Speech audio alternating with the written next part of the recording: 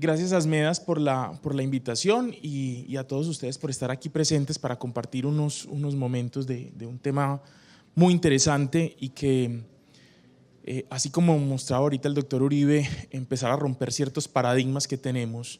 La vacunación en adultos también es un paradigma que tenemos porque todos tenemos el chip en la cabeza de que la vacunación solo es para los niños.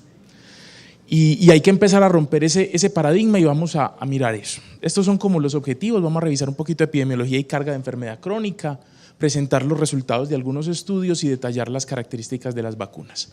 El primer punto que hay que entender es situarnos en el problema. Y el problema en el que estamos es que tenemos un número de patologías crónicas importante, donde nuestra población cada vez con más edad, esta es la población de Colombia para el año 2016, vemos como la pirámide poblacional, como mencionaban ahorita, más estrecha en la base, empieza a aumentarse aquí en esta edad media y con la tendencia a completamente invertirse en el transcurso de los años, lo cual genera retos de todo tipo, económicos, de cuidado, de todo esto. Y entonces tenemos que empezar a buscar cómo esta población se mantiene sana la mayor cantidad de tiempo posible. Entonces, ¿el reto cuál es? Eso, mejorar calidad de vida, generar hábitos de vida saludables, pero hábitos de vida saludables sostenibles. Porque es que sin hábitos de vida saludables sostenibles no es fácil, es muy fácil decir, haga ejercicio todos los días, 1 hora diaria, sí, sosténgalo. Tiene que ser un hábito de vida que sea sostenible. Despertar conciencia de los riesgos en la población, la gente no es consciente de los riesgos. Cuando yo veo a una persona pasando por debajo de un puente peatonal cruzando una calle, eso sencillamente demuestra que nuestra población todavía no es consciente del riesgo. Y conciencia de la comprensión del proceso de salud de enfermedad. Entonces, esos hábitos de vida saludables específicos los hemos discutido muchas veces: deporte, alimentación, higiene, mesura, diálogo. Son hábitos de vida saludable, conversar con la gente. Así a veces no lo veamos de esa manera, pero en este caso nos vamos a detener en lo que es la vacunación. Es un hábito de vida saludable. Rápidamente, 3 conceptos. La vacunación empieza en la Edad Media, cuando el polvo de la viruela se la soplaban a la gente en la cara y eso le generaba cierta inmunidad contra la viruela. Posteriormente el doctor Jenner le inyecta partículas del virus a un niño, y después lo expone contra la viruela y demuestra que ese niño no se enferma, y a partir de ahí es cuando aparece realmente lo que es la vacunación. Aquí vemos el doctor Jonas Salk en 1955 cargando 2 frascos donde ya tiene liofilizados de polio. Y así se han logrado evitar alrededor de 2 a 3 millones de muertes anuales. Pocas medidas de salud pública evitan 2 a 3 millones de muertes anuales. Y solo la viruela ha evitado 100 millones de muertes desde la vacunación. Disminuye, entonces, estas son todas las ventajas de vacunar: disminuye mortalidad, disminuye morbilidad, ahorra días de hospitalización, porque cuando los pacientes se infectan o se enferman por algo que ya están vacunados, generalmente son hospitalizaciones más cortas o no requieren hospitalización. Ahorra costos en la atención de salud y ahorra uso de antibióticos en una época que estamos al borde de perderlos todos. Aquí vemos la efectividad de las diferentes vacunas. Vemos que algunas son del 100%, mientras a principios del siglo XX para viruela habían casi 21.000 casos, en el 2012 no existían casos de viruela. Pocas medidas logran esta efectividad. Pero el reto, como les decía ahorita, está acá. Esta es la tasa de vacunación en niños y esta es la tasa de vacunación en adultos. Nos falta un camino muy largo por recorrer.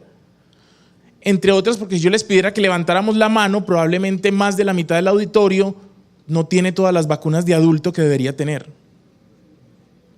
Y si la población médica y de atención en salud no está vacunada en las tasas que debería estar vacunado, pues uno ¿qué puede esperar de la población general?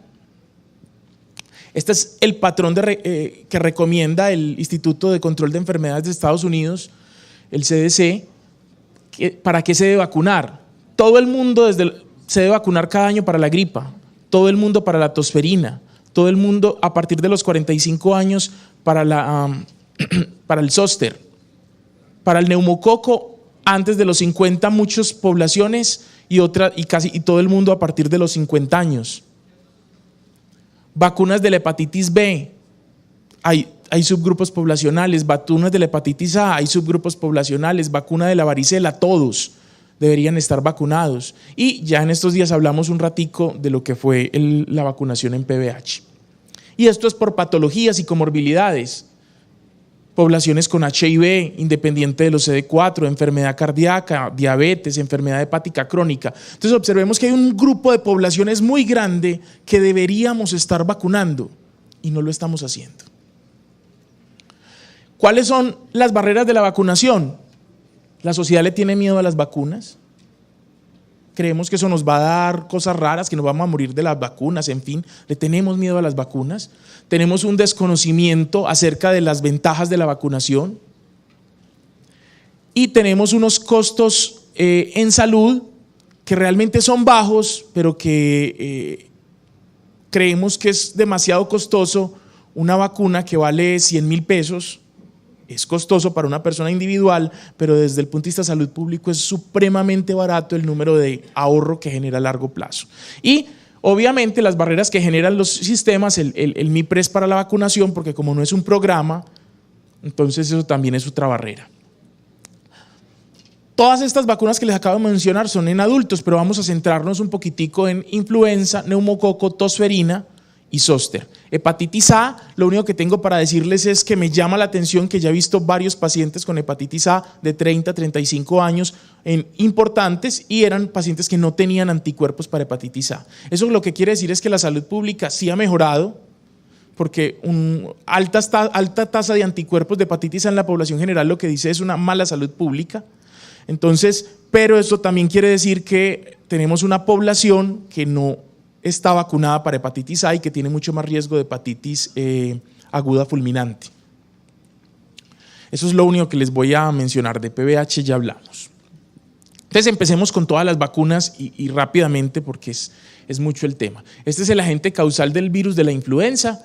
Esta fue la epidemia en el 2010. Observen todos los países comprometidos, los países que están en gris supuestamente no fueron comprometidos, pero es porque no reportaron, probablemente por su sistema de salud regular que no permitió reportar casos, porque realmente hubo casos de influenza en todo el mundo en 2010 con una tasa de mortalidad importante, aunque la pandemia fue controlada. 3 a 5 millones de casos de enfermedad grave anuales en el mundo y alrededor de 250.000 a 500.000 muertes, la mayoría en mayores de 65 años. Y esta es la curva, una curva en U, alto en los niños y alto a partir de los 50 años. ¿Quiénes deberíamos vacunar siempre? Todas las mujeres en embarazo, en cualquier etapa, niños de 6 meses a 5 años, todos los adultos mayores a 65, personas con enfermedades crónicas y trabajadores de la salud. Esto según la OMS. La recomendación de los americanos es a todo el mundo cada año. Estas son las dos vacunas más marcadas en el mercado, el Fluoquadri, que tiene 4 serotipos de influenza, y el Vaxigrip, que tiene 3 serotipos. Los dos incluyen las cepas H1N1, las cepas más pandémicas. Tienen un costo de 30.000 pesos. Realmente es una gran inversión uno vacunarse cada año para esto, simplemente una inyección intramuscular cada año. ¿Y qué ventajas tiene vacunar? Pues sí, va a prevenir influenza, pero es que realmente prevenir influenza es una gran ventaja, pero estas son las ventajas que yo les quiero mostrar que son las más importantes. Estos son los estudios que han evaluado el evento cardiovascular mayor y vacunación para influenza. Y veamos cómo en estos estudios, el más importante es el Fluocat, publicado en el 2008 en el European Heart. Y en ese estudio nos muestran cómo vacunar la población disminuye el número de infartos y de eventos cardiovasculares mayores, incluidos SB. No estoy disminuyendo solamente gripas, estoy disminuyendo el número de infartos en una tasa de hasta un 20% por año en la población vacunada.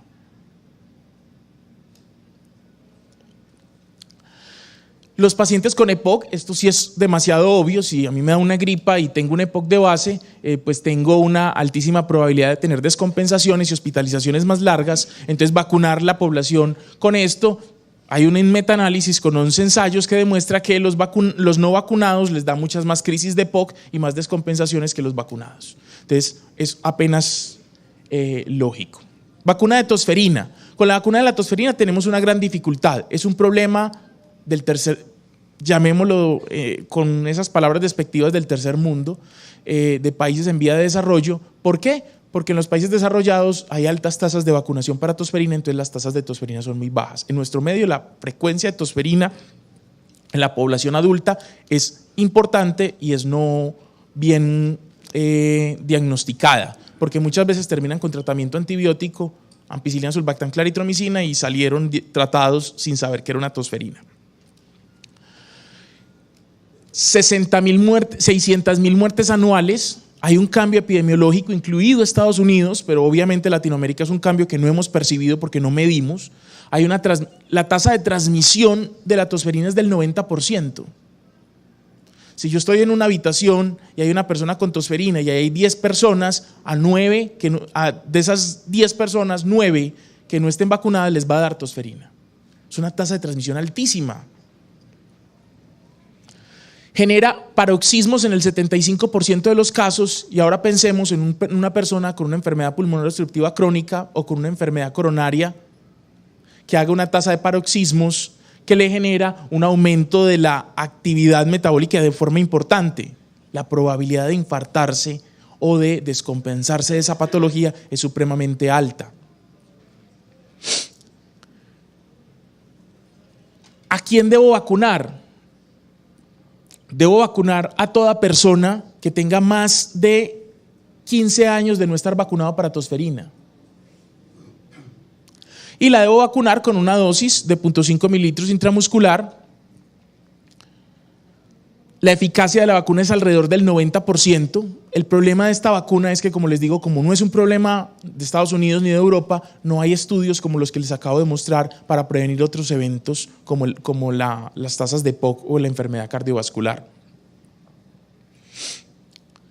¿Quién más se debe vacunar? Todo paciente con patología crónica, con EPOC, con enfermedad cardiovascular, pacientes con cualquier grado de inmunosupresión. Ahora, es importante que es la vacuna acelular, la que se aplica en adultos, sobre todo en inmunosuprimidos. La vacuna celular sí genera un riesgo mucho más complejo.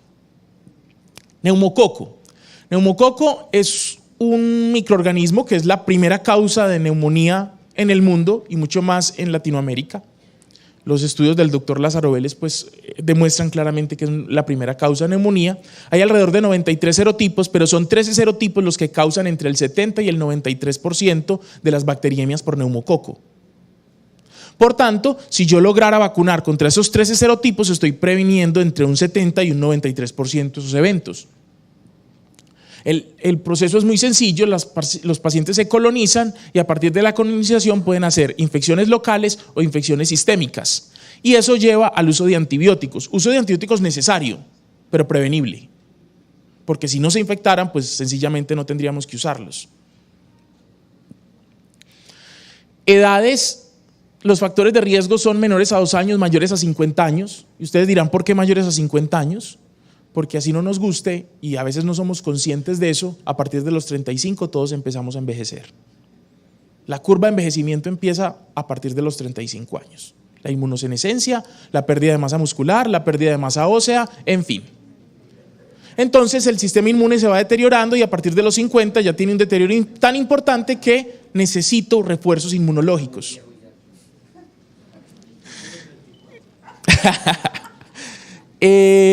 Alcoholismo, consumo de tabaco, asplenia funcional, cualquier enfermedad crónica, trasplante de órganos, diabetes, cualquier tipo de inmunodeficiencia o consumo de inmunosupresores. Y los trabajadores de la salud también son población de altísimo riesgo para contraer neumonías por neumococo. Esta es la curva, vean la curva, lo que les digo de la inmunosenescencia, donde empieza la curva a aumentar. Pero se hace significativa y costo-beneficio de la vacunación a partir de los 50 años. Pero y la evidencia científica dicen que si usted tiene la posibilidad de vacunarse a partir de los 35 años, hágalo. Hay dos tipos de vacunas y esta es la razón por la cual tenemos un enredo en la cabeza. Hay vacunas que son vacunas de polisacáridos solamente y hay vacunas que son con polisacáridos pero conjugadas. Y eso es lo que nos enreda a la hora de entender la vacunación para neumococo. La vacunación para neumococo es que cuando yo a un polisacárido le pego una proteína de manera de una unión covalente, eso genera una respuesta inmune que hace que los linfocitos y todo el sistema inmune procese el polisacárido como si fuera una proteína. Y al procesarlo como si fuera una proteína, genera células plasmáticas que van a producir a largo plazo inmunoglobulina G. En cambio, cuando yo simplemente no tengo esa presentación, que es la vacuna polisacárida sin conjugación, lo que termina ocurriendo es que solamente produzco linfocitos B que producen anticuerpos por 3 a 5 años. Y en ese transcurso de tiempo van cayendo la producción de anticuerpos y ya no se vuelven a producir frente al reto antigénico nuevo. Esa es la diferencia entre una vacuna conjugada y una no conjugada. Y esa es la razón por la cual la vacuna de 23 serotipos no ha mostrado suficientes resultados sostenidos en el tiempo, porque son vacunas no conjugadas. Los estudios en las vacunas conjugadas empezaron a evaluar, hicieron muchos estudios para evaluar si la inmunidad era mejor y en uno de tantos estudios, en uno que ya estaban vacunados previamente con la vacuna de 23 serotipos, muestra cómo la mayoría de vacunas produce mejores anticuerpos y de mejor calidad frente a los serotipos vacunales de las vacunas conjugadas. Por eso es que no siempre más es mejor, o sea, tener más serotipos de una vacuna no necesariamente hace que sea mejor y prevenga mejor la enfermedad neumocóxica invasiva. Aquí pueden observar que la de 23 serotipos tiene más retos antigénicos, pero esta produce anticuerpos más sostenidos en el tiempo y con inmunidad de memoria. Ahora, esto va a cambiar. A la vuelta de más o menos 2 años va a llegar la vacuna conjugada de 20 serotipos. Pero todos decimos, no, a mí no me sirven los estudios de anticuerpos, yo quiero estudios clínicos, y estudios clínicos también los hay. En este estudio, donde se tomaron 84.496 pacientes, uno de los estudios más grandes que se ha hecho, es un ensayo donde se controla contra placebo y la vacuna de 13 serotipos conjugada, y se le aplica a toda esa población y se empieza a observar el número de eventos de enfermedad neumocóxica. ¿Y qué se demuestra? Hasta un 75% de reducción del primer episodio de enfermedad neumocóxica invasiva. Disminuir la neumonía de estas tasas es un hito en todo lo que tiene que ver con esto. Esto se hizo en una población cautiva en Holanda y todavía estas poblaciones están en seguimiento y cada vez van a mostrar que estas poblaciones tienen una menor tasa de neumonía a largo plazo. ¿A quién vacunar? Mayores de 50 años, trabajadores de la salud inmunosuprimidos con patologías de riesgo. Estas son las 3 vacunas, esta es la vacuna conjugada, esta es la vacuna conjugada pero que solo es para niños y esta es la vacuna de 23 serotipos no conjugada. Ahora, no quiere decir que la no conjugada no sirve. Hay un esquema donde a los pacientes se les pone primero la conjugada y 2 meses después se les pone la no conjugada para acabar de cubrir los serotipos faltantes. Cuando llegue la de 20 serotipos conjugada, probablemente el esquema va a volver a cambiar y solo va a ser la de 20 serotipos, porque esos 3 serotipos no adicionan nada relevante. Hay neumonía también que muestra cómo en la población vacunada para neumococo se disminuye la tasa de eventos cardiovasculares hasta 2 años después. Aquí está el metaanálisis que demuestra exactamente eso y confirma en 9 estudios cómo se disminuyen los eventos cardiovasculares en una tasa importante por vacunar para neumococo. Y la pregunta de muchos de nosotros es ¿cómo es que una vacuna puede disminuir eso? Y es que se disminuye el proceso inflamatorio del endotelio, secundario a eso, se evita la inestabilidad de la placa cardiovascular y al evitar esa inestabilidad se disminuye la tasa de infartos. Obviamente también si yo disminuyo las neumonías, se disminuyen las tasas de descompensación del EPOC. Hay un metaanálisis con 2 ensayos, 5 de esos ensayos disminuyen la neumonía total y otros 4 demuestran una clara reducción de la tasa de exacerbaciones del EPOC por la vacunación. Pero también queremos, esos son estudios de las no conjugadas, yo quiero estudios de la conjugada. En esta población, el 10%, o sea 8.000 pacientes, estaban en el grupo de vacunados con la conjugada y tenían enfermedad pulmonar crónica y se demostró disminución de las neumonías y disminución de las exacerbaciones. Entonces también la vacuna conjugada ha logrado demostrar estas disminuciones. Finalmente, la vacuna de Zoster, el 30%, esta no es una patología que cause muchas muertes, pero sí es una patología muy incómoda. La mayoría de nosotros con solo ver esta foto nos duele. Y tenemos una incidencia de 0.76 por 1.000 casos en 1950 y actualmente tenemos 3.5 por cada 1.000 pacientes que hacen herpes zóster. Una incidencia en franco aumento. Cada vez hay más herpes zóster en la sociedad porque hay poblaciones que van envejeciendo que antes no envejecían. Altamente incapacitante y la recuperación total dura entre 6 a 12 meses. Entonces, a pesar de que no disminuye mortalidad, sí disminuye incapacidad y comorbilidad. Entonces se hizo un ensayo clínico donde se aplicó la vacuna a una población y se demuestra cómo la tasa de herpes zóster en las dos poblaciones comparados con los vacunados con placebo es mucho menor, en una magnitud de más del 50%. La vacuna viene por 0.5 mililitros, debe ser esta vacuna, la vacuna de la varicela no sirve para prevenir el zóster porque no tiene la suficiente cantidad de VFP, que son la cantidad de partículas que inmunogenizan. La vacuna de la varicela tiene 1.200, alrededor de 1.200, en cambio la de vacuna del herpes zóster tiene 19.400 VFP y esa es la razón por la cual genera mejor inmunidad para prevenir esto. Y al que ya le dio herpes zóster se le puede aplicar, sí, disminuye la tasa de recurrencia. Y al que ya le dio herpes zóster reciente le disminuye la tasa de progresión del dolor o de sostenimiento del dolor, sí, le disminuye la tasa de progresión del dolor en una menor proporción obviamente porque ya le dio el episodio. Es subcutánea, se debe aplicar a menor de 45 años y el inserto dice no hay inmunosuprimidos. Muchos de nosotros ponemos eso en duda. ¿Por qué? Porque el paciente que viene con una artritis reumatoide tomando esteroides crónicos es el que más se beneficia de esta vacunación. Entonces, aunque puede tener un pequeño subgrupo de pacientes que hacen reactivaciones leves de herpes con la vacuna, porque es un virus vivo atenuado, es mejor eso que la tasa más alta de herpes zóster y como les da a estas poblaciones. Sin embargo, como les digo, el inserto no lo recomienda ningún tipo de inmunosupresión. Entonces, tenemos un mundo por conocer y por aprender lo que es la vacunación en adultos.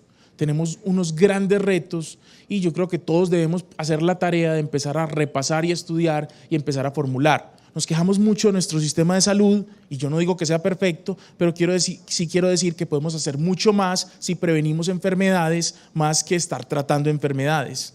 Y una forma de prevenir enfermedades es la vacunación. Muchísimas gracias. Una pregunta, claro, que es el doctor Henao, efectos adversos del aluminio en las vacunas. Ya me la habían hecho. Sí, creo que ya la habían sabido. Sí. Bueno, están preguntando por los eventos adversos de lo que es el aluminio en las vacunas. Y de eso, a ver, el punto es sencillo. La cantidad de aluminio que tienen algunas de las vacunas es una cantidad mínima. En alguna población, en algún subgrupo puede generar reacciones alérgicas principalmente locales, pero no va a generar una intoxicación sistémica la cantidad de aluminio que tiene, ni va a generar un evento adverso como tipo un Guillain-Barré o eso en tasas importantes, más allá de de las tasas normales para todas las eventos inmunológicos ya establecidos. Entonces realmente uno no le debe tener miedo a ese tipo de situaciones porque no es tal las tasas se pueden presentar, pero son mínimas comparados con las ventajas.